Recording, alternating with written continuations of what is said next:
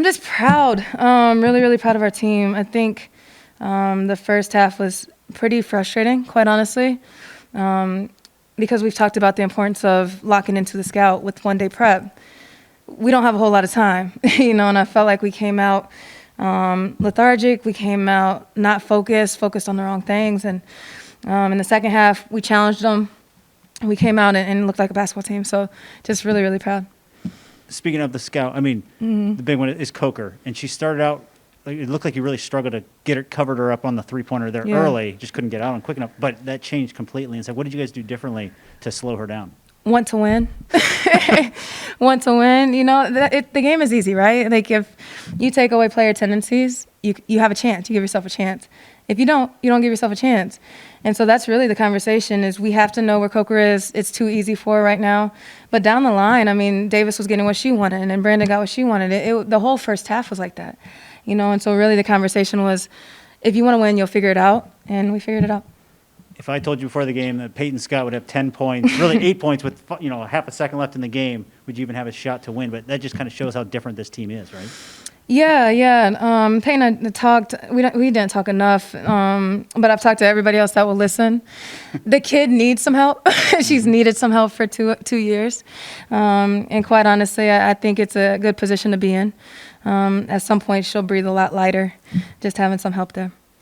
All right, I want to talk about the last 20 seconds of the game. Yeah.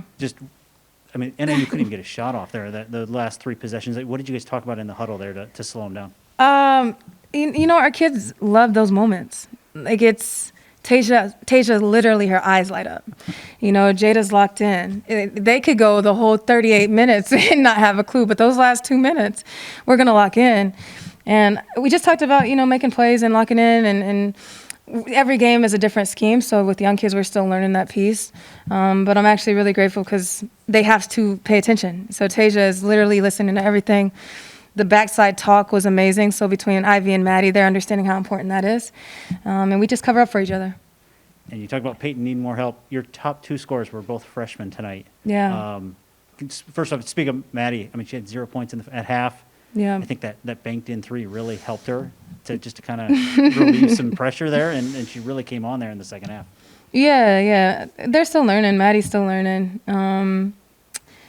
I challenged her at halftime. I challenged her during the first half. It's just you control what you focus on, and if we're focused on everything other than scout tendencies or how we set up coming off a ball screen, if you're focused on anything other than the task, it makes it a really hard, difficult, emotional game. We're trying to make it a passionate game. When you're emotional, you can't think. And so really that was a conversation is we're way too emotional, and it's not just with Maddi. It was literally our whole team. Let's get back to being passionate. We have to be able to think and get back to some logic.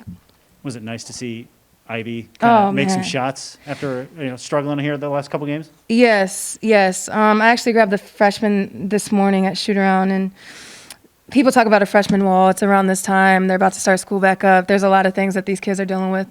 At the end of the day, we talked about just having a beginner's mind.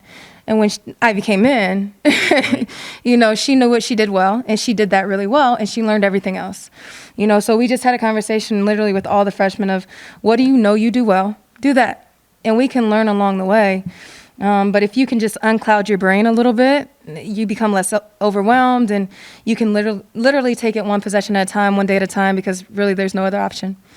And last question. I know it's just 2 wins in a row, but how much fun has these last couple of days been? Just 2 wins. I don't know. You never want to get too high or too low. But the way we're winning right now, we're not scoring a bunch of points, which we are capable of doing. We're talented. But we've talked so much about defense, and I don't know if we've had that buy-in defensively, and we're starting to understand the importance. And so I think the way we've won is really something to be excited about. The first half was kind of slow. We came out and we relied on our talent instead of playing together as a team. So once we started, talking on offense and the flow started going, that's when, the pieces start to fall together. For you, though, you were 0 for quite a while through the game, and then you banked in the 3, and it almost felt like everything just was like, all right, there's no more pressure. Yeah. After I banked that one, I was like, okay, I'm good now. But, yeah, I started rough start to start the game, but, nothing you can do but respond and come back.